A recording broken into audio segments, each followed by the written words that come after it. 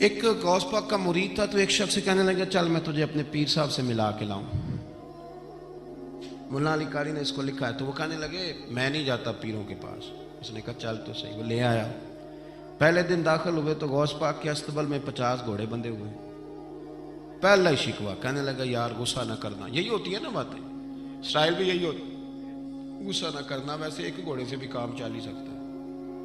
आपको पता है ना, बड़ा बड़ा लोगों को याद आता है गरीबों की बच्चियां और फलानी शय और गरीब और ये बड़ी बड़ी चीज़ें याद आ, उसको भी याद आ। गुस्सा ना करना। मैं अब उस बेचारे के पास जवाब भी कोई नहीं था कि हजरत साहब बात तो ठीक ही है, लेकिन जब आप किसी के हाथ पे बैत कर लेते हैं ना, फिर आपका इन कहानियों में उलझना बनता नहीं। फिर आज ये तो बातें पहले की थी ना, सोचते पहले तो बात हो गई, अब तो अमल करना है।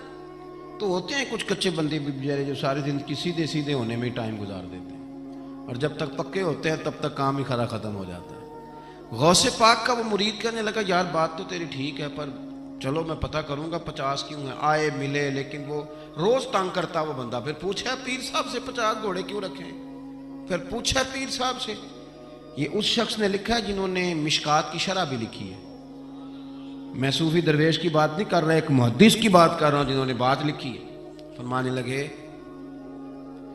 वही बंदा एतराज करने वाला बीमार हो गया, जिगर में कोई ऐसी तकलीफ हुई कि बगदाद के सबसे बड़े तबीब ने कहा कि तेरा इलाज सिर्फ एक सूरत में मुमकिन है कि अरबी नस्ल का घोड़ा हो, उसे ज़िबा करेंगे, उसका जिगर निकालेंगे, वो तुझे खिलाएंगे दवाई में, और 50 घोड़े होंगे तो ठीक होगा।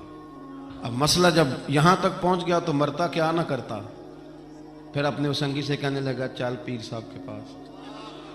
उसने कहा मैं नहीं उठ जाना। उसने कहा नहीं तेरी मेहरबानी, तू कोई किसी और चीज पे बेहतर, अल्लाह का वास्ता। वो मानेंगे ही नहीं। उसने कहा पैर पकड़ूंगा, मैं मिन्नत करूंगा, मैं खुदा रसूल के वास्ते दूं, एक दफा चल वरना मर जाऊंगा।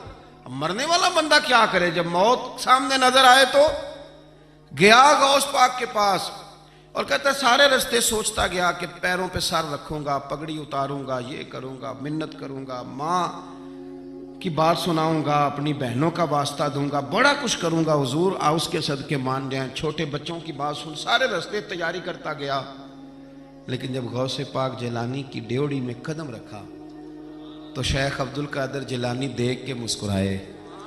फरमाने लगे ओ यार तुझे बड़ा शिकवा था मेरे घोड़ों पे। असल में ना तो एक दिन मेरी गली से गुजर रहा था, मैंने तेरे माथे पे नजर डाली तो समझ आ गई तू बीमार हो जाएगा, और तेरा इलाज भी 50 घोड़ों से होगा। मैंने 50 क्या करने थे, मैंने तो तेरे लिए मंगा के रखे हुए हैं।